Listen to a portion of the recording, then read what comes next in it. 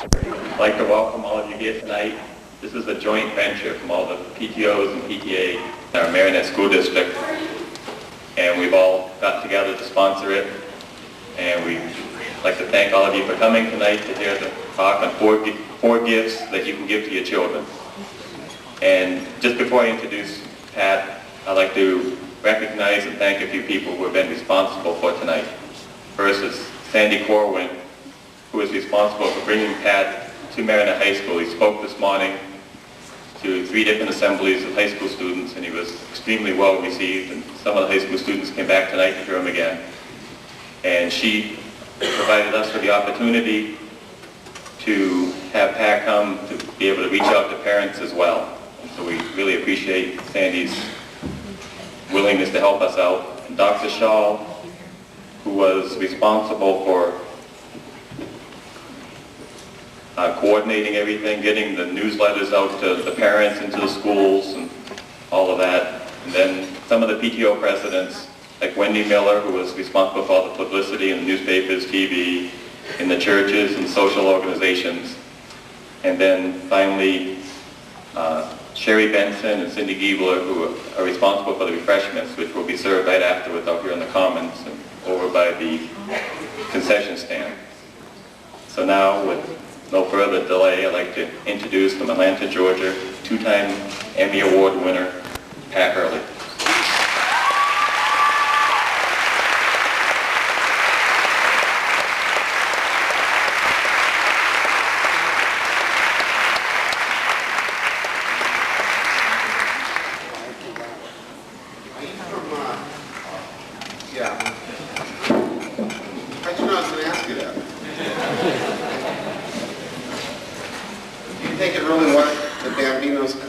Boston hasn't won a World Series. Well, the Brewers have had a tough time. The Braves, we haven't had a world champion in Milwaukee since '57. How many of you remember 1957? How many of you wish you don't remember it? The reason I remember it is because my roots are here in Wisconsin. Excuse me, let me take this. I have had an incredible day, including being with some of the student council members for lunch. I could have spoken all day, had a wonderful time here at the school. But I got in at 2 o'clock this morning from Slinger. And so Sandy said, go home and go back to the motel and take a nap. Boy, did I take a nap. I set the alarm at 6, I woke back up at 6:45.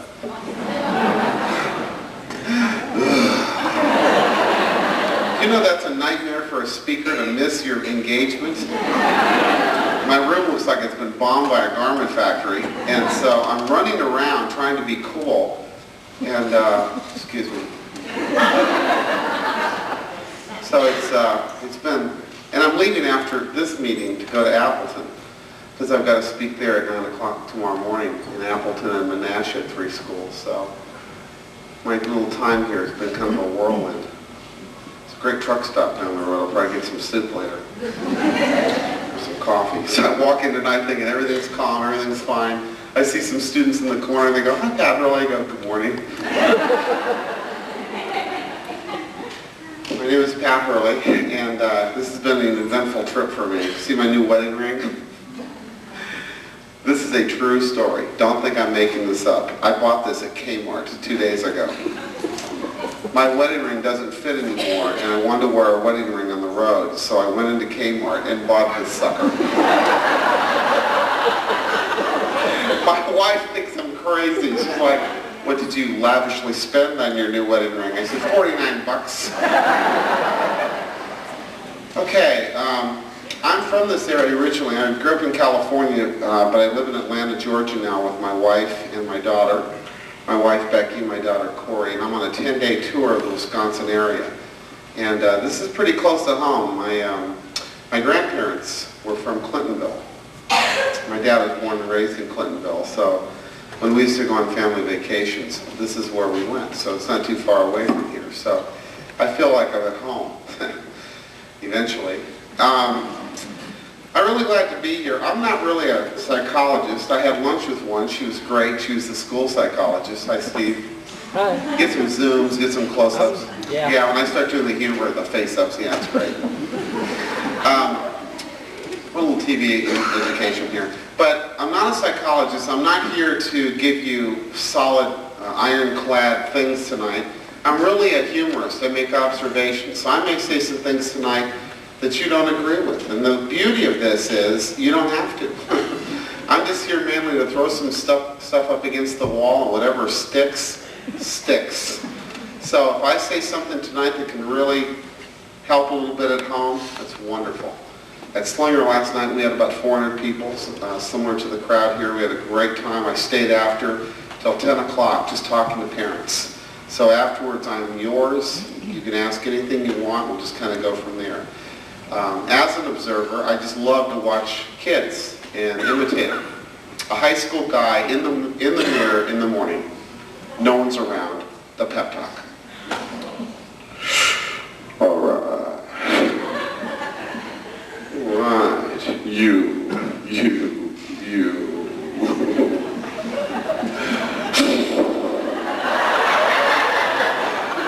Hold. Yes. Hey, I think I'm growing a hair on my chest. Dude, yes. And there's one under each arm. That's a three-pointer. I'm a man. A junior high girl having a bad day. Are you okay today? I just want to be alone, okay? I'm fine, don't worry about me. Why don't you just go spend time with all your new friends? I'm sure you like them more, I'm sure. I'm happy.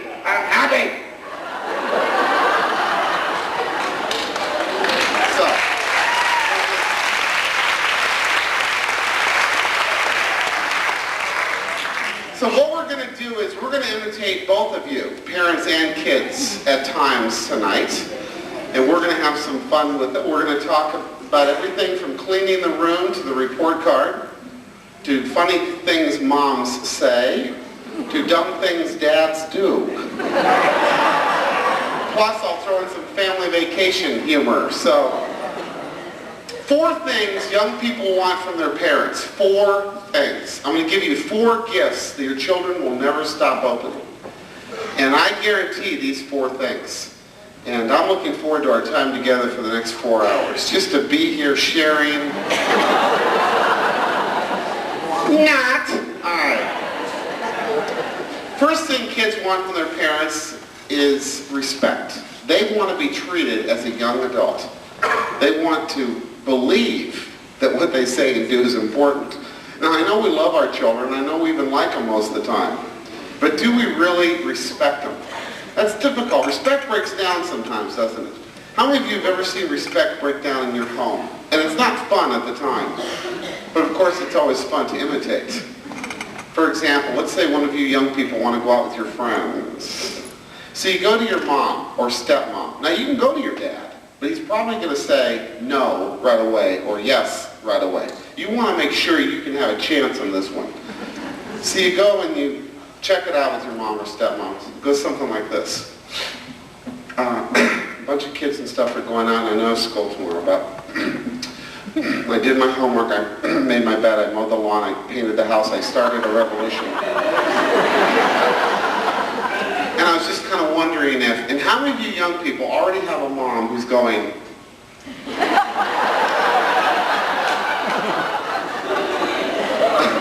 okay, this is really important to me. I said no. Let me ask you a question. No question. We just ask you. Okay? What was your favorite word during the 60s? What has this got to do with it? Just why can't I go? Why is your favorite word, right, Mom? Why? Don't ask your mother why. Because they have a manual on what to say whenever their kids ask them. And that manual says, answer, because I said so. Besides, this is for added effect in parentheses, I'm your mother.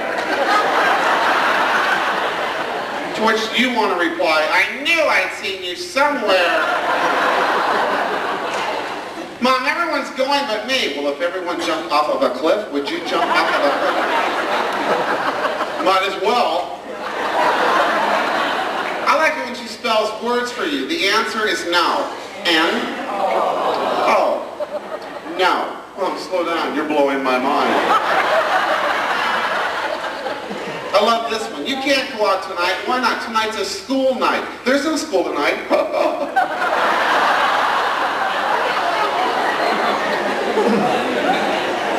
Now, when you young people don't get your way, how many of you pout? You go in your room and you call your friends and you lay it on your friends. You look so cute. You go just like this. You go, I can't go. I'm so angry. I am so mad. Just a second. Just a second. You've got the greatest parents in the entire world. I wish I had your parents. I'm so mad. When I'm 18, I'm blowing this popsicle stand so fast. I'm going to go throw up. I'll see you later. Goodbye. So to punish the rest of your home, how many of you get a piece of notebook paper and put it on the door? Do not disturb. I hate everybody. Love. You paste it on the door, you slam the door to get back, and then you turn up the stereo. The walls are going, wah. How many of you just want your mom or dad to come in and go, turn that music down? So you can calmly sit back and go, excuse me, did you knock? Didn't hear that. How many of you want your little brother or sister? Mom says to knock it off. Really? Put your fat little face in the door. I'll knock it off. Bam! Now, I'm sure that's never happened in your home. But I'm sure you've got neighbors and friends who desperately need to hear this. Couple of observations. First of all, for you young people, give your parents at least 30 minutes from the time they come in until you get in their face. Just trust me on this. They need about 30 minutes to kind of unwind, relax a little bit. They're tired, they're a little bit cranky. They're drained from working with people stupider than themselves all day long. The other thing is, how many of you young people know the difference between no and no, but you can talk me into it? Do you know the difference between the two no's? When they say no, but you can talk me into it, go for it. When they say no, zip it. You're only making matters worse. If you fall to the floor and begin chewing on carpet fibers, head spinning, mouth foaming, parents are sitting there going, I'm going to remember this one. We are like elephants. We never forget a tantrum. And we'll bring it up 7 years later. You know, in September of '92, you made me mad. So I suggest respect starts both ways. It really does. And I'd like you young people to say, all right, I'm not going to win. It's not the end of the world. And that's okay. But if you gave it a shot, you were polite, that's fine. Well, maybe you weren't polite, but it's still fine, okay? Zip it. For us as parents, there are times, one observation, when we dump on our kids. And the interesting thing is, we know when we're doing it. We know when we've had a bad day. We know when we come home and let them have it. What do we do about it? This is where the respect is so critical. I used to host a show out of Chicago on WGN called Bozo. I wasn't Bozo or Cookie. I used to sit in the bleachers and ask kids questions with a microphone and say, what do you want to be when you grow up? Of course, sometimes it would backfire on me. I asked the kids one day, what kind of animal would you like to bring home from the zoo? And a little girl, 5 years old, goes, a poisonous snake. Why would you like to bring home a poisonous snake? Oh, I think it'd be fun watching it chase my mommy around the house. That's good. Can we cut this and try this again? But you know what? One day I got home from work, and some of you say you work with clowns. I really did work with clowns. They had poured milk down my pants. I'd been hit with a couple of pies. And my daughter, Corey Elizabeth, at the time was about 2.5. She said, Daddy, horseback ride? And I snapped at her. I verbally snapped at her. You ever done that to your kids? Sure. And I sat in my chair, and I sat there going, doesn't she know? I mean, I am so tired. Can't she just appreciate? I work and I give, and I work and I give. Well, after a while, I kind of calmed down and realized that my answer, the way I did it, was inappropriate. Little voice goes, go apologize. What will I do? So I went over to her and I got down on my knees and I looked at her eyeball to eyeball. I said, Corey, Daddy should not have yelled at you the way he did. Would you forgive me? Now she's 2.5. She's looking at me like, does this mean I get a horseback ride or what? And I didn't do it just for her. I did it for me. Because I want my daughter to know that I respect her. You know, there are times when we talk to our kids in a way we would never talk to our boss. We would never talk to another employee, but we'll lay it on our kids. Folks, they're more important than your boss. They're more important than the people you work with. They are the most special people in your life. I was doing a PTA similar to this, or a PTO, in Chicago, a suburb. We had a question and answer afterwards, and the 7th grade boy says, would you please tell my mom she's not right 100% of the time? I go, absolutely, where is she? She's right over there. He points to her, so I took the microphone off and waved it into the audience. You know, me and Oprah. And I got halfway across the theater and I realized to my horror it was the PTA chairman. She had my check in her purse. I'm sitting there going, I got over there and I go, hi, and she goes, hello, and she was uncomfortable, I could tell. And I said, I understand you think you're right 100% of the time. Why don't you just explain to everyone here what you really... She goes, well, when I do argue with my son, I do believe I'm always right. So I looked down and I said, well, even if you are right 100% of the time, I said, don't communicate that to your son. I said, he's going to grow up to be just like you.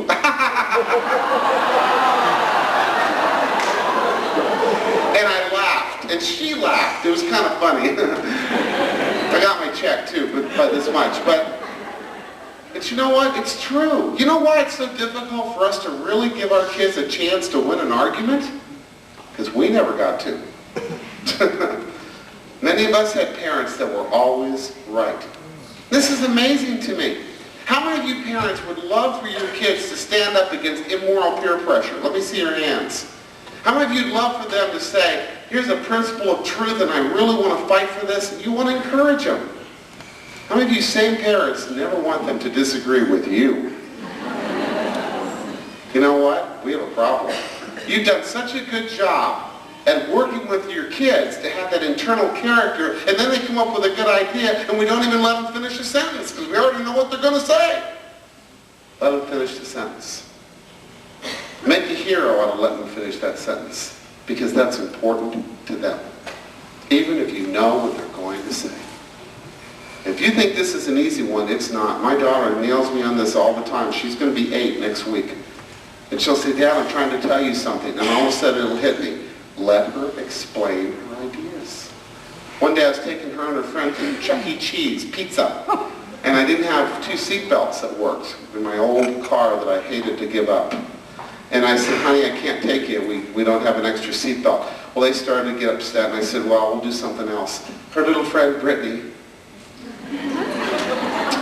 said, Mr. Hurley, we can go, but what my mom does is she just puts me and my friend in one seatbelt. If you had more kids, you'd understand that, sir.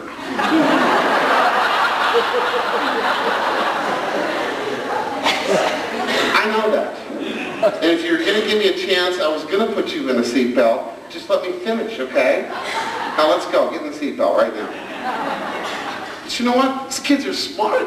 They're sharp. You've done such a good job with them. Now take some rewards from it. Let them tell you stuff you don't believe they already know. It might shock you what they already know.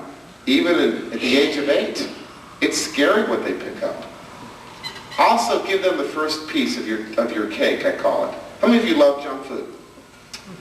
Yeah. How many of you have a favorite dessert? Yeah. How about a double layer chocolate cake, some whipped cream in the middle, no one's around, you come home and you cut out a big sizable piece, lay that aside for the rest of the family. How would you like to get home now and there waiting for you was dry crumbs on an old cake pan? Somebody ate the rest of the cake. It was all gone. How would you feel? When you get home each day, I realize there's a time for R&R. But sometime during that evening, I would like you to present the first piece of your emotions to your child. Just like the first piece of that cake. Sometime before they go to bed that night, touch them in a special way. Let them know that you're there and that you love them. We are living in such a sterile world, and it's getting more and more sterile each day. People are getting lonelier and lonelier and lonelier, and these kids are getting lonelier. And they need someone to get in their face and to engage them. Before they go to bed each night, try to do something or say something or spend a little time and let them know that you're so glad that they're your son or daughter. That is so critical in our world today. Do you know the average family only spends 30 minutes a week in meaningful conversation? The average dad only spends 7 minutes a week in a one-on-one relationship with his son or daughter? And for those of you women out there who are single, I want to just share something with you. Please don't take this wrong, but find a man. Well, I don't care if you date him or not. What I'm trying to say to you is, these young people especially need a father figure in their life. Every time I sit down with someone in junior high or high school and I counsel with them, they always have one thing in common, and that is a dysfunctional father image. It's always a constant. If you ask the average counselor or psychologist today, you say, what is something that is ongoing, recurring in almost every case? They'll say, no dad, or a father who's been abusive, emotionally neglectful, or addicted. These kids need a father figure. That's why a lot of these girls are getting into trouble. That's why a lot of these young men don't have any idea what it takes to be a man today. So try and find someone like that for your child if you don't have a husband living at home. Now who you date, it's up to you. That's a different thing. Those are some thoughts I have on respect. Second gift we can give our kids, standards. Young people today want to know their limits. Oh sure, they'll rebel. I told the high school students today, I said, how many of you hate it when someone comes in and says, don't you dare do it? How many of you cannot wait to do whatever it is they tell you not to do at that moment? Of course, all these hands went up. And it's true, but you know what? They really want consistent standards. They just want to see what they can get away with. My big rebellion, of course, was family vacations growing up. For some reason, my dad continued to put me in the war zone, in the back seat of the car, with my brother on one side and my sister on the other, hoping I would act mature. How many of you have ever been on family vacations? I rephrase that. How many of you are into pain, suffering, and misery for days at a time? And I'm sitting in the back seat and I had a blast. You know, how many of you used to, when you were younger and growing up and whatever, used to love to irritate the crud out of your brothers and sisters? And you were good at it.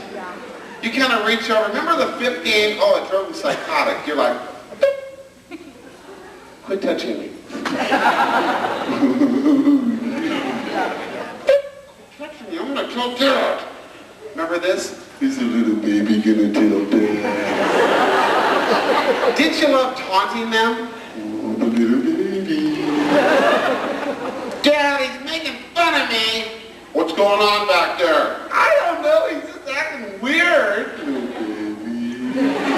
Touch me, little baby. Did you touch me? How many of you loved to get as close as you could, but you wouldn't actually touch them? Did you ever do that? You're going to touch me. No, I'm not. You're going to touch me. How many of you love to put your arm right up against their arm? The little hairs would connect with their hairs. The little electrical buzz. Oh! You touched me, you went over the line. Remember the line? This is my side, and this is your side, and you went over on mine. But at this point, my dad would say the magic phrase, I'm going to stop this car. He won't stop the car. Dads don't stop cars. No, you think we're going to go back and pass all those jerks we've worked so hard to get around all those? Besides, how are we going to brag to Uncle Harry that we made it less time than he ever did? So we drive with one hand on the wheel, our accelerator jamming into the floorboard, and our other arm comes over the back of the seat. We're going to kill our whole family from the front seat. And we don't care what we hit, do we, Dad? Anything flesh and bone is work. Kids, dogs, parents, we don't care, anything. And by this point, I'm moving around and pushing my little brother's face into his hand. You know, what's really funny is sometimes we'd still be in the driveway and this would start up. I was a rebellious kid. Standards. A couple of observations on standards. First of all, always separate the person that you're punishing from the performance. Make a gap there. Make sure there's a clear line between your child and what they do. Very important. Your child is never stupid. Your child is always smart, but they did a stupid thing. They're not dumb, they're brilliant, but they did a dumb thing, and you know that they're better than that. It's very important. Use your verbs, not your nouns. It's what you did that bothers me, it's not who you are. I got home from a trip one time. Corey Elizabeth had been up like 11 times that night. My wife was still counting, hoping that this would be effective. 1, 2, 2.5, the fractions begin. And my daughter's just going up and down the stairs, having a field day. Well, my wife has changed her approach to Corey. I walked in the door and my wife said, honey, she's been up 11 times. I am so tired. Would you please deal with her? I said, nice to be home. I said, where's the spoon? She goes, it's on top of the refrigerator. We have a wooden spoon. I pop Corey in the back of her leg. It stings a little bit, does not leave a mark, but it gets the point across, okay? I'm not into, okay, let's see what we can leave this time. I mean, that's not what I'm into. But I pop her. I go up the stairs with my spoon. Corey thinks it's her mom. She doesn't realize they're home. Here comes Mommy, here comes Becky, ha ha ha ha. I come wheeling around the corner and she sees me. Daddy, you're home. Then she sees the spoon. Daddy, you're home. Don't tell me kids aren't quick. She goes, did you come up to read the Bible to me? No, I didn't come up to read the Bible to you. I said, what's our rule? She said, you always love me, but you hate my sin. That's right. You're very good. Bring your sin over here. I want to talk to her for a few minutes. My sin doesn't want to talk to you. I don't care. So I went over and I popped her sin. I said, I love you, Corey, I really do, but this is for your sin. Bam! I said, here, give me a hug. And I held her for a few minutes. I said, I love you. She said, I love you too. I said, you love your sin? She says, not anymore. We spent a little time together. I put her to bed. My wife said, what'd you do? I said, I told her once and I gave her the penalty. And that's the second rule about standards. Don't nag. You're wasting your time and theirs. You tell them once and you give them the penalty. If the penalty isn't strong enough, you increase the penalty. And you do it gently and firmly and you let them know that there's no escape. Because if you tell them and then you keep letting them escape, they're going to laugh you to death. I had a secretary once who really didn't understand this. I'd be on the phone talking to her and she had 2 younger kids. Now I'll never forget her going, shut up or I'll kill you! I thought, oh my word, I'm dealing with a murderer here. And all of a sudden I hear the 2 kids, Mommy's going to kill us again. Look, if you tell your kids the penalty, folks, you've got to follow through on it. Not that penalty, of course, but did you hear what he was promoting at the high school the other? You know, but I'm really serious about this. If you say you're going to do it, do it. And the most important thing is you and your husband or wife have got to be in complete unity here. You can't give them an opening, because if you do, they'll go, well, Mom said... And Corey will try it. She'll go, you know, you told me I could have some gum, but Mommy said I couldn't have any. Well, then you can't have any. But you... I said, I wasn't aware that Mommy had given you 7 pieces already today. See, there's got to be a united front. Third thing is, give them a penalty that works. How many of you young people have a temper, for example? How many of you love slamming doors to make your point? And it feels good, doesn't it, until you leave your hand in the door. Yeah, that is. I had a dad tell me a great illustration. He said, next time you slam a door, I'm taking it off its hinges. Kid goes, yeah, right. Whammo! Father took his toolbox, said he was going to do it. He went right up the stairs, took that door right off the hinges. You should have seen the kid going ballistic. Dad, what are you doing? I didn't mean to slam the door. What are you doing? You're sick, man. You got problems. What do you mean? Is that your thing? Dad didn't even, he just took the door off. He said, you know what I'm doing. I'm not sick. No door for 2 weeks. You know what? Guess how many times that kid slammed the door again? Nada. For those of you who don't speak Spanish, it means very little. Well, another dad heard about it and said, you know what, that sounds great to me. He said to his kid, next time you slam the door, taking the door off the hinges. Kid goes, yeah, right. Whammo! Father gets up, grabs his toolbox, gets upstairs, can't get the door off. This is not a glib handling father. He does not know how to get the door off. The kid's laughing at him. Dad, you want me to call 911 or... Father's cursing, he's moaning, he's trying to get the door off. He's, finally 2 hours later, he gets the door off. You know what? Kid looks at him and says, I don't care about the door anyway. It's off a year later. Still off. Why? Because that penalty didn't work. Find a penalty that truly, truly works. I'll give you some suggestions. How many of you young people would be seriously affected if they took away your video games for a weekend? How about your car keys?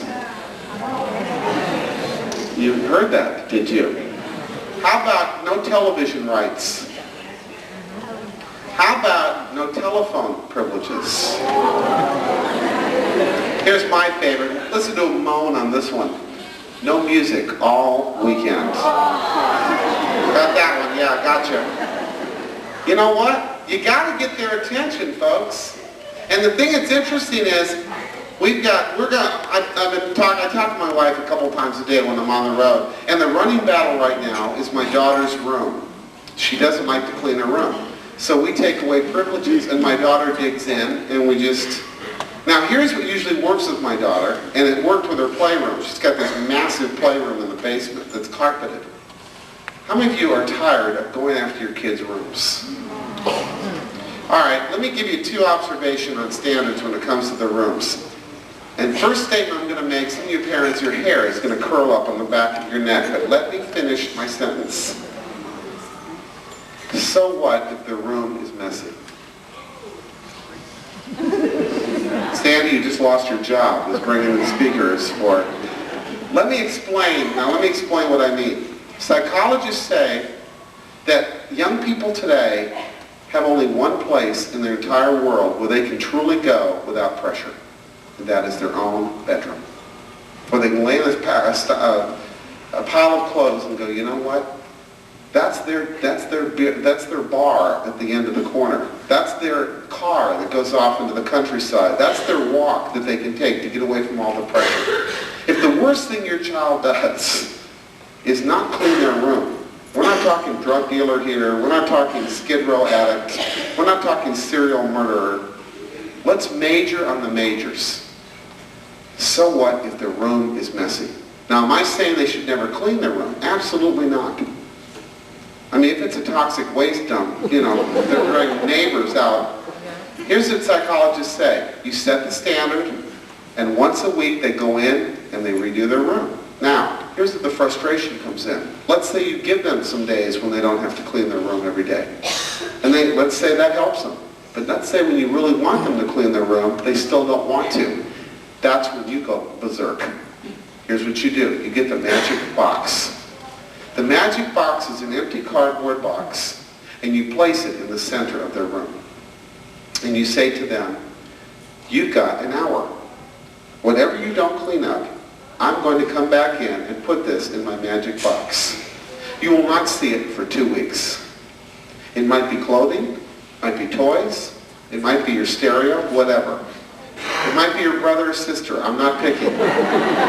But whatever you don't clean up, I'm going to clean up for you, but my rule is you don't see it for 2 weeks. Have a nice time, you go set your timer or whatever, and you go back, pick up a magazine, and enjoy your afternoon. Let them hate the box. And they will hate the box. They will argue with the box. They will kick the box.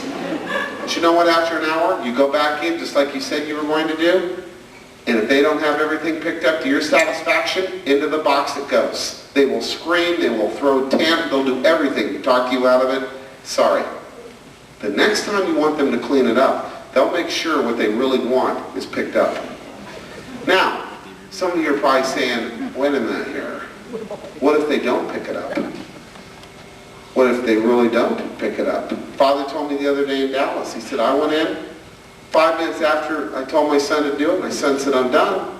Went back in, the place was the same. Father was baffled. He started picking up everything. He said, now you realize you're not going to see this stuff for 2 weeks. The kid goes, I don't want this stuff anyway. He really didn't. You know what we've done to a lot of our kids? We spoiled them. There are a lot of kids out there who would love some toys. They would love some clothes. And after 2 weeks or 4 weeks or 6 weeks, your kid does not miss what you picked up. It's time to go make a trip to the homeless. It's time to go make a trip to somebody who needs Christmas presents. Because you know what? We've overbought for our own children. And I've gone in and I've done a whole revamp of Corey's playroom. One of her main problems is she doesn't care about this stuff anymore. And we're having a whole new approach to it. And the playroom is clean. Because I went in and changed my attitude towards it. Standards. They begin with us. We've got to tighten it up. So those are some thoughts I have. Love them. Separate the performance from the person. Find a standard that works and be consistent. Third, give them the gift. This may sound funny to some of you. The gift of failure. The gift of failure. Let go a little bit. The hardest thing for a parent is to let go a little bit. So what if they're not being perfect? So what if they're struggling? So what if they don't want to go to college right now? Two types of needs in this world. Real need and felt need. Real need is what we really need. Felt need is what we realize what we don't really need. I can say to you, I can eat 78 chocolate chip cookies. You go, you'll get sick. Prove it. When I eat 78 chocolate chip cookies, I'll come back to you going, you were right. You know what? You're not letting your kids find out for themselves how smart you really are. Let them work through it. I'll tell you where this really comes through, though, is grades. My dad had a hard time ever complimenting me on my grades, because he never got compliments. So no matter what grades I got, how many of you young people have ever gotten home? We did this today in the high school. They got a kick out of it. How many of you have ever gotten home with your grades, young people, and it didn't matter? Okay, it did not matter what kind of grades you got. Let's say you walked in with all B's in one scene. You go, look at all the B's. B, B, B, B, B, B, B, B, B, B, B, B, B. Now, do we see all the B's? Do we praise them for all the B's? Do we really compliment them for all the B's? What's our first reaction? What's that ugly thing down there? But look at all the B's. That. The B's. That. But I got that. It's a C. Well, why did we get a C? Because we didn't get a B. Why didn't we get a B? Because it's a hard class. I don't understand, Jim. Well, let's get all B's and we'll be really proud of you. Do we really mean that? They walked in with all B's, we say, oh great, now we're happy. Well, I don't see any A's. There aren't any A's. Well, you get A's and B's and I'll tell you what, the biggest party this side of Beloit. Well, let's get, so they come on with A's and B's. Now, are we happy? We truly pleased? We're on a mission. Well, if we can get A's in some of our classes, don't you think we should get A's in? And even if you got straight A's, you walk in, they wanted B's, you did that. They wanted A's, they wanted straight A's, you go, here, compliment me. I've actually seen some parents go, oh, what took you so long? Now you're more like your brother. He's great, isn't he? Now you're more like your wonderful sister. She's in college, you know. And then we hit our kids with a phrase, we don't even realize we're doing it. But they hate this phrase. Let me tell you something, son, about life. When I was your age, I used to personally walk 80 miles. And I think we can say this together, can't we? In the snow, barefoot, uphill, both ways. Carrying my bicycle above my shoulders, with my younger brothers and sisters on top of that. To which your kid would love to say, really? Here comes a blizzard, Dad. Why don't you go relive that childhood right now? Now, I understand motivation. There's two types of motivation. There's positive motivation, there's negative motivation. Most of us use negative motivation. We're never satisfied with our kids' performance.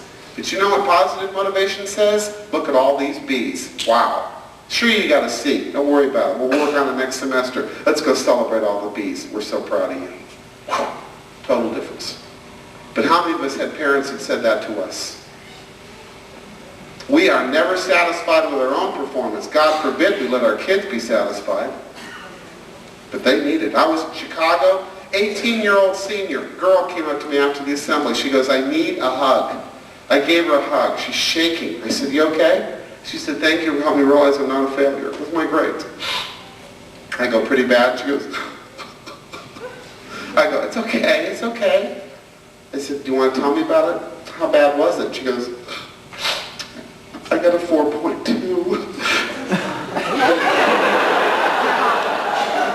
Is that out of 4 or is that out of 100? She's like, it's out of 4. I go, that's like an A+. She goes, yeah, sort of. Get away from me. Don't touch me. I would have killed for a 4.2. I said, why are you so upset? True story. She goes, I got home, I told my mom I got a 4.2. My mom said, still not good enough for Harvard. I'm very disappointed in you. That's a true story. I said, I think your mom has it backwards. If she's disappointed after a 4.2, maybe Harvard isn't good enough for you. Virginia, right outside of Washington, D.C. McLean, Virginia. I was talking to a 17-year-old. Just got his grades, straight A's. Just got grounded for 3 weeks because of his grades. So what happened? He said, I screwed up. I said, you had straight A's. He said, no, correction. 3 of my A's were A- and my father demands perfection. Now you know what? I know these sound extreme, but I'd rather talk about Z because some of us may need to be moved from A to B. We need to remember what we're communicating to our kids. The relationship. You know, I had a great line from a dad whose son was in junior high and came home and put the grades on his plate. He said, Dad, I'm about to die. The father did something interesting. Now, I don't think this works with every kid, but he had an interesting observation. Some of you might want to use it. He said, son, did you try this semester? The kid goes, yes, I did, Dad, but I'm still going to die. He said, I'll tell you what, I'm going to give you an entire semester to bring your grades up on your own. He said, I think you did try. Let's eat. I trust you. I'll have Mom sign the report card. He goes, are you waiting till I'm asleep, or what's the... You know what? Exactly what the father said. He said the following semester he looked at the grades, like he said he'd tell his son. He said the kid brought his grades up in 5 out of 6 classes on his own. He said, I was glad I didn't see him the previous semester. But you know what? Kids put pressure on themselves. It's incredible. I had a senior English teacher tell me that he told his English class, 30 students, I'll give you whatever grade you think you deserve. You grade yourselves. 29 out of 30 seniors graded themselves more harshly than the teacher would have. These kids already know pressure. They know all kinds of pressure. What they need is a mom or dad who can chill out once in a while and say, come on, let's go get some ice cream. Not yet. I'm still speaking now. Come on, let's go to Dairy Queen.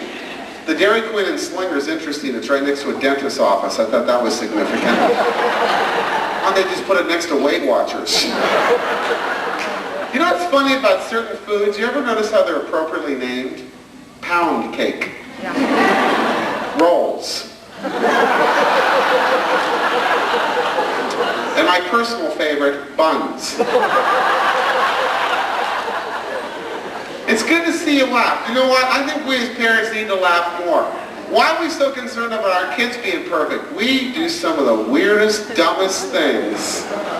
How many of you young people have parents who do some dumb things sometimes?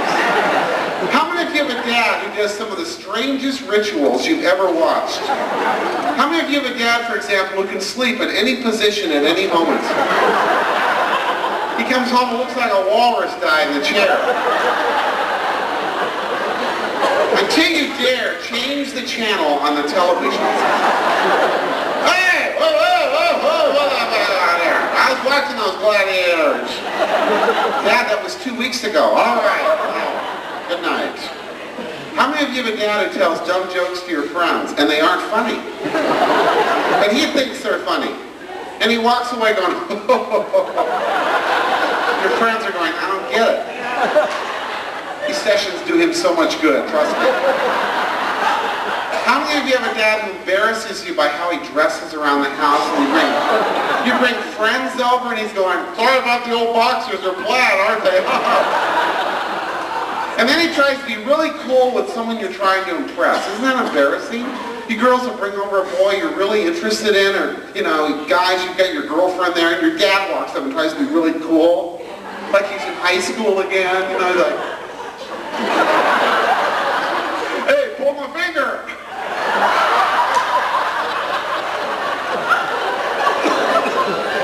Well, it's funny then, it's funny now.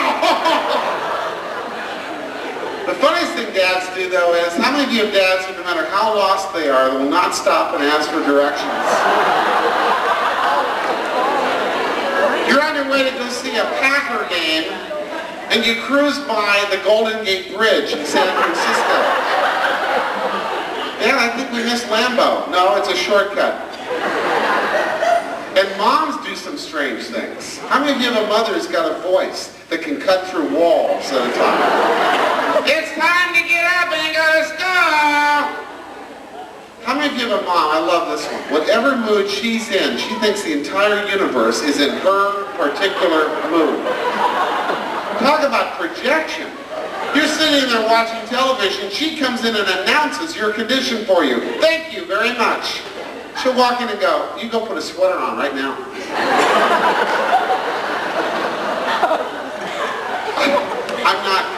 Why? Because you're cold. Sandy Corwin, that is you. That is you. Yes. You do that to your student council. She's telling all her student council what they are. It's great. They're like, okay, I am, yeah.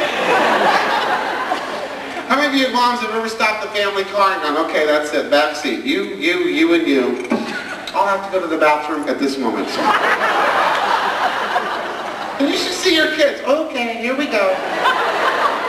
And they don't even think about it. I mean, the other day my wife was going to the supermarket. She goes, honey, before we go, you need to do something. My daughter goes, I got my shoes, I got my dress. She goes, I'm fine. No, think about this. You have to go to the bathroom. No, I don't.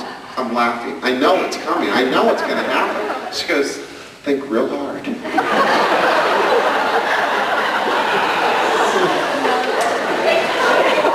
I do have to go.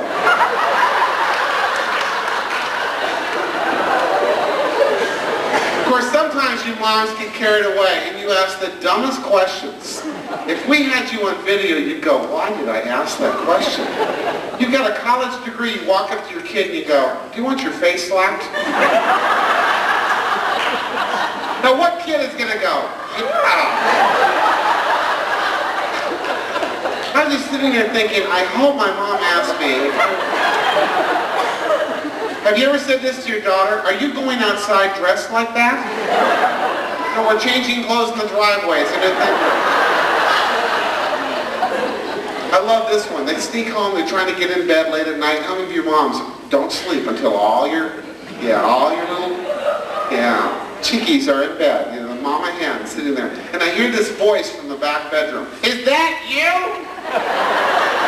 What if it's a burglar? Yes. Okay, just checking. My favorite one, though, is, what do you think I am, stupid? Don't answer that one. You know, my mom actually said to me once, she goes, would you go get me something to hit you with? Oh, sure, Mom. How about a weed eater? Would that be effective for you? You know what stopped that one right there? I brought back a piece of notebook paper. Ended that question right there. It's good to see you laugh. We need to laugh more, especially when things get kind of... Last night, classic example, I talked to a mom and a dad who were going through a horrible ordeal with their 16-year-old daughter. She has asthma. They developed, got worse and worse, and they took her to a medical center, and she almost died. She had asthma attacks. They agreed to steroids as part of the medical treatment. The girl gained a bunch of weight. She had to drop out of several things she was doing, and she just went out for a musical, and they cut her from the musical because she was overweight. Well, she's furious now at her parents. And she's already got a counselor and a social worker. She's already got peer groups. She's lining up all these people against her own family. And here the mom and dad come up to me afterwards last night and they go, what do we do? We've got another meeting called tomorrow. We're going to go up to that social worker. We're going to go up to that counselor. And I said, how are you doing? And the father just broke into tears. He said, I just can't take it anymore. And he just started shaking. I went over and gave him a hug. He goes, I'm not supposed to cry. I said, it's okay to cry. Feels good. I said, yeah. The mother's a recovering child of an alcoholic. She's trying to fix everything. They go, what should we do? I said, here's what I would recommend to you. I said, 2 things. First of all, cancel your meeting tomorrow because you're tired. Your daughter will make it through another day. She's living with your aunt. Just let her spend some time working some of this through. She wants some space right now. I said, so cancel the meeting. What will that tell her? It'll tell her we don't love her. It'll tell her we don't care. I said, no. It'll tell her that she needs space, and so do you, for right now. I said, number 2, why don't you go out and get some ice cream tonight and have some fun? What? What? Couldn't believe what they were hearing. I said, when's the last time you smiled? When's the last time you had some fun? They couldn't remember. And here they've got a younger daughter that's sitting there who is lonely, who's not getting any attention, and she's kind of standing off to the side. And I brought her over and I said, give your parents a hug. They need you right now. Give your daughter a hug. She needs you right now. Sometimes the simplest thing, Mom and Dad, is to do nothing. Sometimes the right thing is to do nothing. Let your kid go through something. Now, I can't give you a formula as to what to do in every situation. That's going to have to be worked through. But quit blaming yourselves and saying, I'm a lousy parent because when my child was 5, I ignored them for 2 years. Hey, you going to punish yourself the rest of your life? Your kids are 14, 15, 16. If they're acting out now, they're responsible for their actions. Let them deal with it. You know, if they tell you, you messed up, you say, yeah, I did mess up. But now you're messing up and it's getting worse. And sometimes we just need to back off a little bit. Give them that freedom to fail. And if that means they need a little chance to kind of... And again, it's every particular situation. But if anything, we make a mistake, we tend to overdo something rather than let the kid work it through themselves. And one of my favorite stories and illustrations is Officer and the Gentleman. How many of you saw that movie?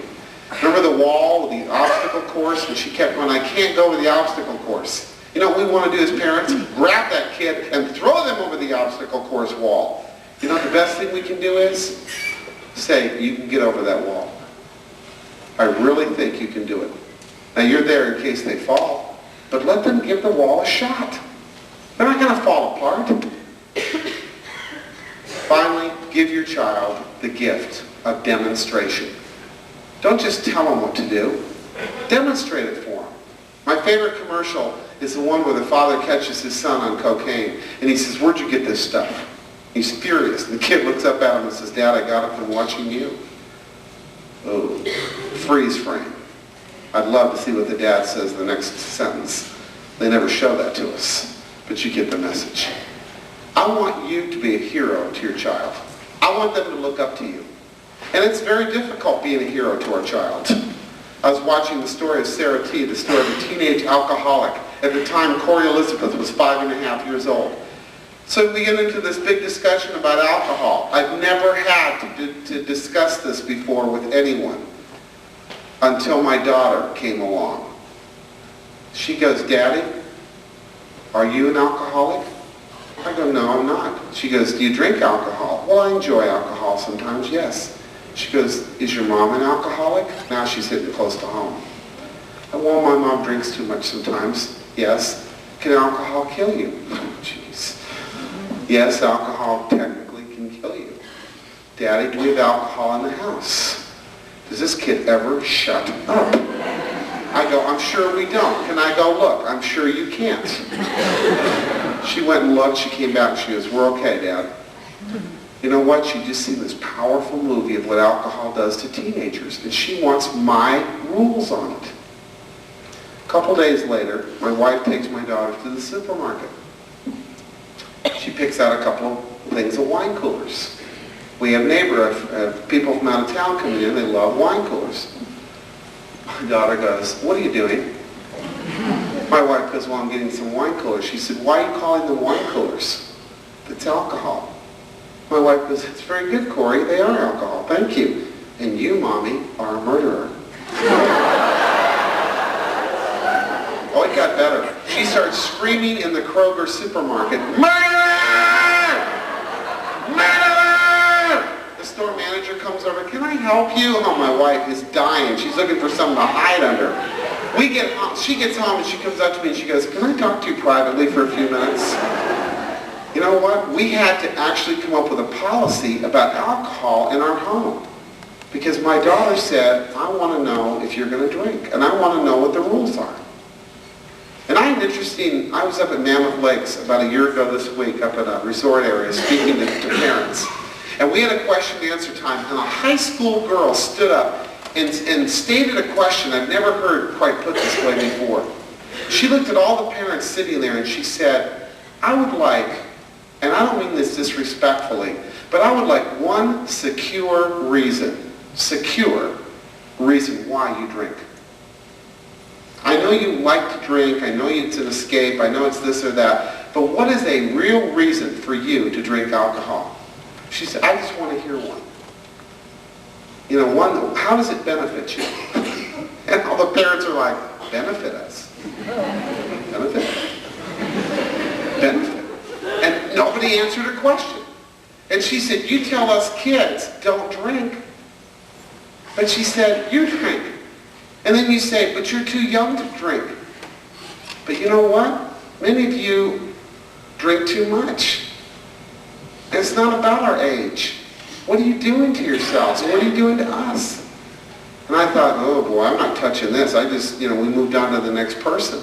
But it was an interesting thing. And I think that to take it a step further now, I've seen some of you moms and dads sit there with your children with a straight face, light one up and go, "Don't ever start doing this.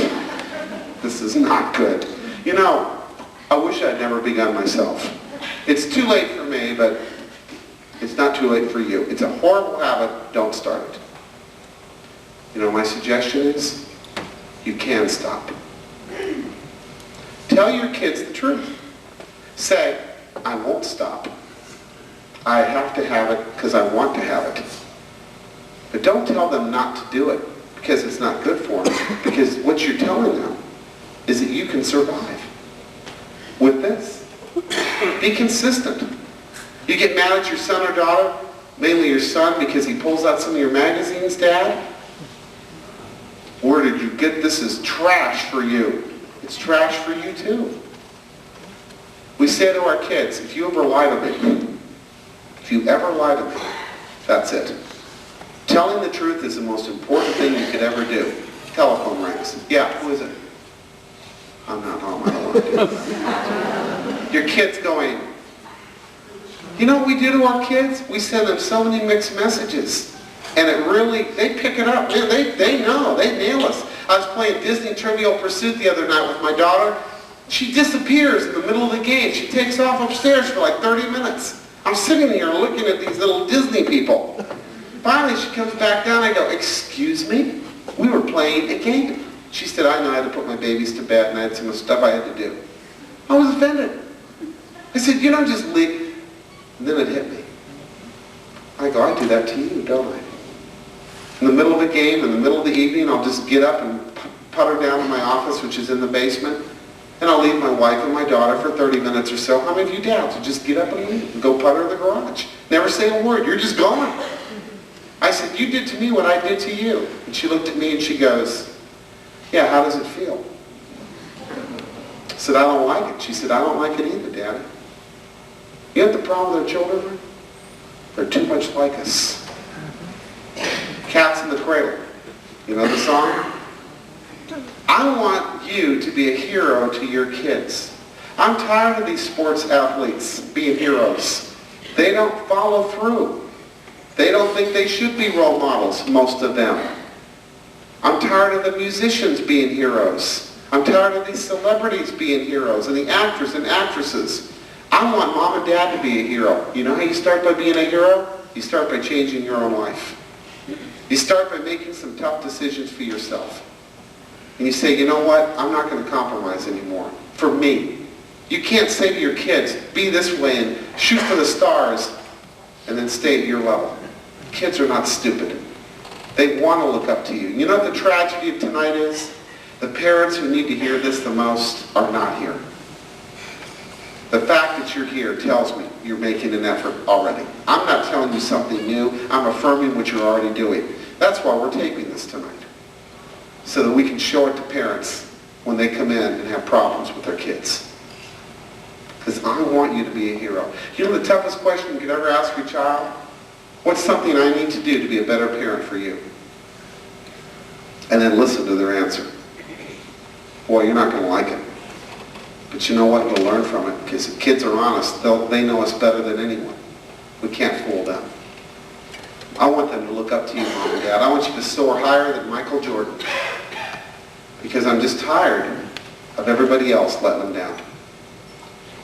Well, those are some thoughts that I have, some observations. And what I'll do is I'll spend a few minutes, we'll just have some give and take and some questions and answers. And as you're forming a question, I want to tell you about one thing. I brought some tapes with me.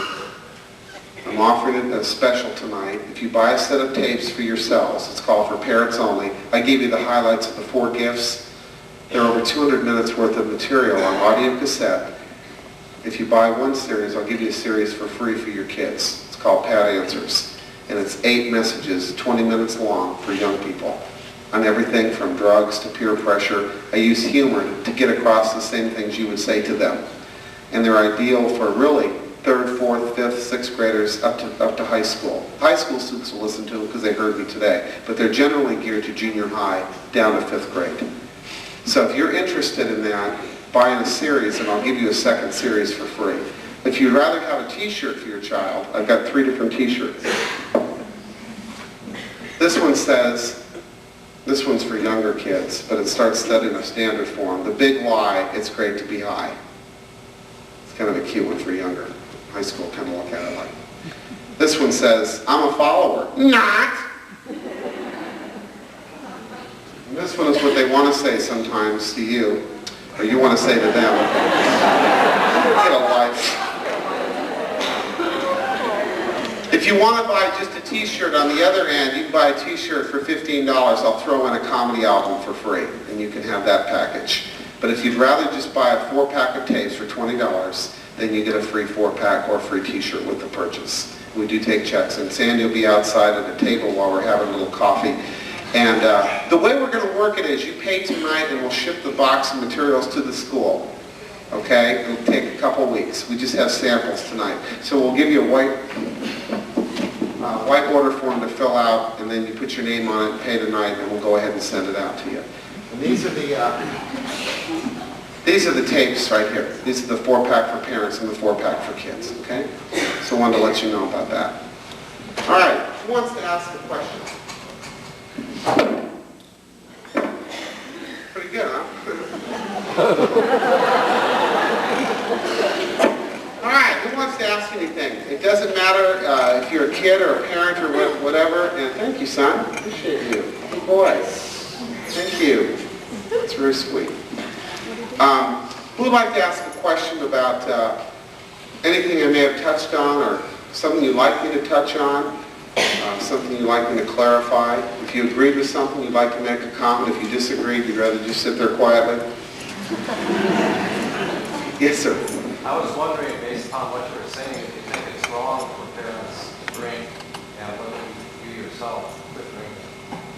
I quit drinking. I don't think it's wrong for, I would not say it's wrong for every parent to quit drinking. I would not put that judgment on them. But I would like that parent to understand what's going on with kids today. Kids in their own family and kids all around them. And to really consider that issue. Because alcohol is now the #1 drug among high school and junior high school students. I don't buy the argument, I used to, where it was better for a kid to drink at home in front of their parents. The family unit has broken up so much to the point we can't assume things anymore. And it's not just the drinking thing. I'm talking about an overall attitude. I was with a good friend who is a Christian psychologist. His daughter had just watched Dirty Dancing 6 times or 3 times or more than once, put it that way. He'd never seen the movie. He just assumed his daughter would not watch something that was dicey. And she watched it a number of times. He said, I'm going to show you what your daughter's been exposed to so you have an idea. He was appalled. He said, I need to change my whole attitude towards my daughter because she's probably thinking and doing stuff, even thinking stuff that I was not even aware that she was thinking. He had let go. She'd gotten away a little bit. So I think it's an overall attitude of saying, you know what, we can't assume things anymore. The drinking thing is part of it to me. If you just go in and tell parents, don't drink, then that's a judgment. They're going to. What I'd rather say is, let's look at it from a positive perspective. I want you to get in your kid's face. I want you to know their tendencies. And if you know their tendencies and you know that drinking is not an issue for them or for you, then that's another issue. But I don't want my daughter to start drinking. So I had to make that decision now when she's 8 to begin to deal with that. That's all. It didn't bother me that I wouldn't. By the way, I was in a video store the other day and saw an 8-year-old girl renting Dirty Dancing for the 2nd time. And I said, honey, what's it about? She said, well, it's about this girl who's not a very good dancer, so she sleeps with her boyfriend and makes her a better dancer. And I said, honey, that's not what makes you a better dancer. What makes you a better dancer is that you work hard and you dance a lot. It has nothing to do with your boyfriend. But see, why am I telling her this? And I counseled a dad a couple months ago who was in a hotel room in Denver sobbing because his 17-year-old daughter was pregnant. I said, where did this thing go wrong, in your opinion? He said, I don't know. She's always gone to church. She's always been an angel. I can't believe my daughter would ever do something like this. And as it turned out, she had a boyfriend during the summer, and she'd go over to the boyfriend's house. And it only took a couple of weeks, and he let it go. He just assumed everything was fine. And that assumption was all the opening she needed to begin play around. And there were wine coolers involved too, but I mean, there were a few things here and there, and he let it get away from him. So I guess I'm trying to get an attitude across. Are we willing to go in there and really fight for our kids? And that's what that story was trying to reflect. Not the actual drinking part of it, but no, I don't drink. Yes, sir? How do you balance that with also allowing them to fail? I think failure comes along the lines of effort and character more than license and disobedience. I would base failure along the lines of, is this building their character? And if it is, it's good for them. Last night, a parent came to me. They just dropped their daughter off at Marquette University. And the first week she's there, she wants to come home. I mean, quit school, come home. And they asked me what my advice was. And I said, I can't tell you what to do. You know your daughter much better than I do. But I would give her a semester and see how she does after the first semester. So that would be giving her the freedom to fail and let her work through that issue. Now after a semester, if it becomes counterproductive and she's still really messing up, then say, all right, let's try junior college. But let's give this first thing a shot. That's the difference between building character and just letting them run free. There's a difference. I think what you brought up about the report cards was really wonderful. How The- to answer that. I don't think those kind of things. The difficult... Perfection. The difficulty we have with report cards and grades is that the way the educational system is set up with college today, it puts parents at a disadvantage. Because we can say, don't worry about the C, but we have to worry about the C because that's the way colleges are set up. They put the pressure on us to make sure our kids have really high grades. And so what happens is we become the bad person. We're pushing hard saying, you're not doing good enough. You want to go to that college, you're not going to make it. And all of a sudden, we're battling our kids and the relationship begins to get strained. And all I'm saying on the report card thing is, if you sense that happening and you're losing the relationship, back off. So what if they don't go to that particular school? So what if that school won't accept them? What's more important here? What is success anymore? I think we need to really ask ourselves, what is success? I don't think we've asked ourselves that question in quite a while. And especially for the men here who are climbing this ladder to nowhere and working 20 hours a day or 18 hours a day, what are you chasing? You know, maybe you need to sit down and say, you know what, my dad always said I'd fail, and I will prove him wrong. Or maybe it's time to bury your dad and let his opinion stay with him. And get back to your family, because the greatest success to me is not how much money you make, but what happens to your family and what you contribute to them. That's our legacy. And loving my wife and taking out the garbage is more important than all the money I make. Or being there for her. You know, being really intimately involved with my wife and my daughter. I travel about 10 days a month, and then I'm home 20 days. And that's fair. It's just a different schedule. I'm not a 9 to 5 person. And we work it out. But when I'm home, I'm home. I'm home all day. And we play. And my wife does not work. We have that luxury. But if she did work, we'd work out a different schedule. But I think we need to ask ourselves, what is success? Because we put it on our kids, and we may not even be sure of what it is ourselves. And the grades, unfortunately, say this is success and this isn't. What would you do if your kid came home and had all F's and 1 A? What would you say? I'll tell you what I'd say. Wow, you got an A. Look at this. This is amazing. This is what you're going to do with your life. There's no doubt in my mind. Let me tell you a true story. I told the high school students today. Great story. I was producing a show at WGN one night. Had all these cast members, including an 8-year-old boy who couldn't remember his lines. I pulled him out of the studio. I sat him down the hallway. He's like, "Are you going to fire me?" He was tense. The kid couldn't remember his lines. He's 8 years old. He's got all these adults. He's never done a full television show before. He's nervous. So I'm looking at him. His boss is looking down his throat. I said, "No, I'm not going to fire you, but do you want to quit?" He said, "Let me think about this." And they're all waiting. Everybody's waiting in the studio. I said, "I just really want to take a little break right now. How about you?" Because I said, "You ready?" He said, "I'm ready." He said, "Do you think I'll be a good actor someday?" I go, "No." He said, "Really?" I said, "How can you be a good actor someday when I think you're a good actor already? Let's go have some fun. You just can't remember your lines, that's all." I said, "But you will. So quit worrying about it, because even if you do it wrong 50 times, I'll do it 51. He said, "Yes." We went back in. One of the crew actually came up to me and pulled me aside and said, "Did you fire him? He's not very good, you know. I don't think you should have hired him." I said, "Chill out, get a life, eat some bran. You'll feel better." We cued the whole thing back up again, action. This kid came in, he was playing Bruce Springsteen as a 3rd grader, little headband. And he's knocking over a desk, and the teacher goes, "Mr. Springsteen." He goes, "I was born to run." You know, it's a little, he kept saying I was born to be born. Anyway, we got through the sketch, and then when the sketch was over, I look across the studio, and he gives me one of these. Yes. I went, I never saw that little boy again, in person. True story. 2 years later, I'm flipping channels. I came across a new show on the ABC network, and I see my friend, starring in his own sitcom. Same kid. I almost fell off my chair. The Wonder Years.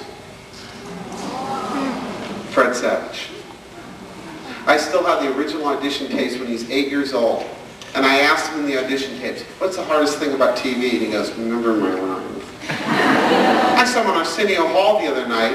Arsenio goes, "What's been the hardest thing?" Yeah, Fred! "What's been the hardest thing about show business for you?" He goes, "Remember my lines." I go, "No kidding." Was Fred Savage a failure? He could only do one thing, and that's turn on an audience. You got kids. Every one of them has at least one gift. By focusing on what they're not good at, you can smother the gift. Will Rogers says there's nothing dumber than an educated man once you get him off the subject he was educated in.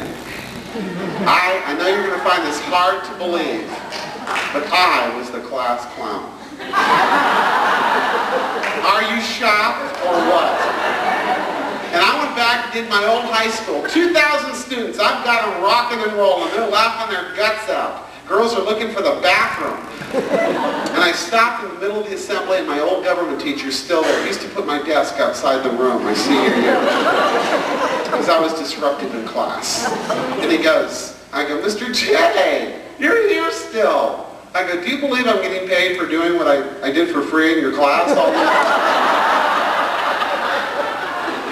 You know what? We went out for coffee afterwards. You know what he said to me? He said, you always had a tremendous gift with humor. He said, I'm glad you're using it to help people instead of against yourself.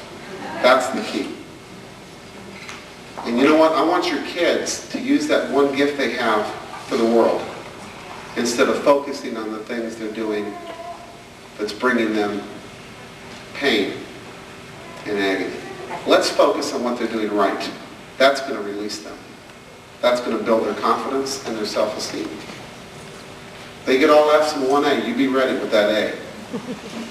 Yes, sir. You talk about parents talking to children. How can you get them to talk after you ask them a question? You always get, especially boys. Yeah. Fine. Yeah. Well, I have a couple thoughts on that. First of all, we don't care about a lot of questions we ask our kids. Let's be honest.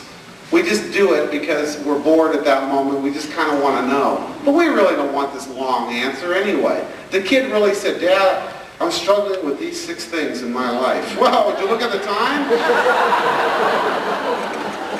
We just kind of want to know that they're fine and if there's any problems. And we have to trust them. If they say fine, okay, they're fine.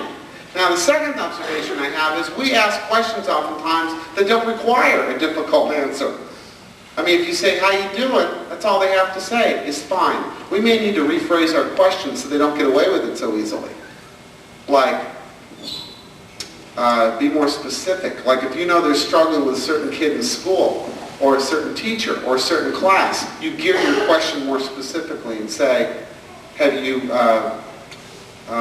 been working through some of those problems you're having in science today or this week? Have there been any problems in that area? If the kid says no, say, what do you mean by no? There's been no problems, or you don't want to talk about it. And make them define what they're saying. And the third thing is, most boys don't talk much unless it's about video games or movies or sports, and then they won't shut up. So recognize that that's going to build their confidence and get involved with them on that level.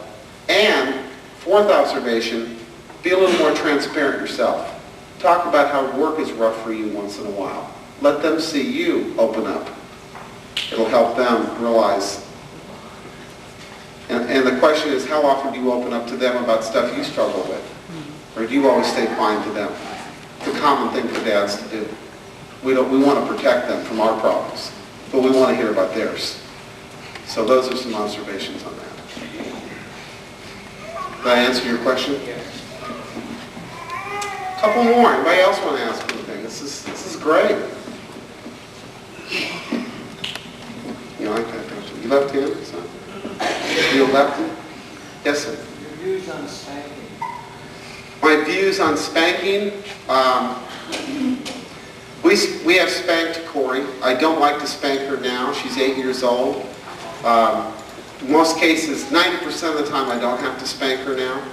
I just look at her and say, Corey, Elizabeth, if you do this, I'm going to have to get the spoon. And now she knows that I mean it. I view spanking more or less as a way to follow through on something I said I was going to do. I think it's each parental preference. For us, it has worked well. She's a strong-willed child. The Bible's very clear. It says, spare the rod and spoil the child. So it does say you have an opening to spank if you choose to. But I think it again gets back to certain preferences that a parent has. And I don't have a problem with parents who don't spank. We have spanked, and it has worked with Corey. It would not have worked without spanking her. But there are parents who do well without spanking with their kids. So I wouldn't say it's across the board. In response to that, also, in the Bible, if you look at the purpose of a rod in those days, it was to steer sheep. Mm-hmm. You ever heard of a shepherd beating a sheep? Beating the sheep? Right.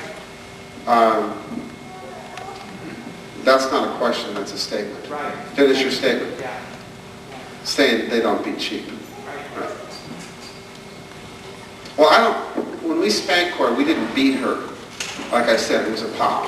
We call it a pop. I just wanted to Yeah. correct you and give a little bit more context. Yeah. Well, that's true, but it doesn't say guide the rod. It says spare the rod, and the Hebrew word there isn't just. It's not a non-contact. It's talking about contact. So there is contact. The degree of contact is important, and the degree of anger is important. That's the whole key.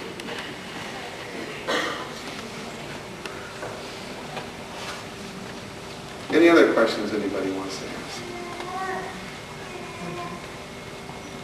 Yes, in the back. Do you have any advice on 7th grade brain milk?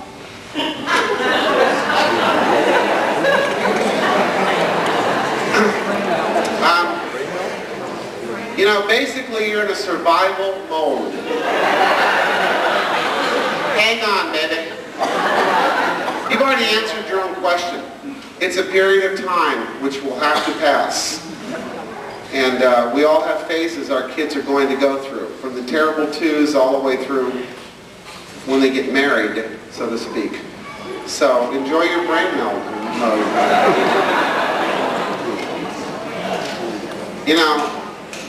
Kids are weird sometimes.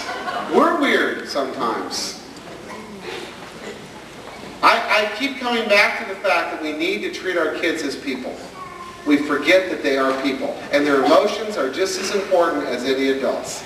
And their thoughts are just as important as any adults. And I hate to see us lose them. And it's easy to lose them. They're very, very smart. Just take comfort in this. Someday your child is going to be a mom or dad. They're going to have junior high or senior high children. And you're going to overhear this conversation going on. Mom, Dad, a bunch of kids are going on. I know school tomorrow and everything, but I mowed the lawn, I painted that. And you're going to go, oh boy, the test. And you're going to sit there and your child's going to go, no. Why not? You've waited all your life for this. Come on, baby, don't let me down now. Because I said so. And you're going to go, there is a God? My mother-in-law has a towel that says, if I knew my great-grandchildren were, I would have had them first. Well, I think your kids are pretty great, too. And just think what they can tell their kids someday. When I was your age. I used to have to walk across the den to change the channel on the television.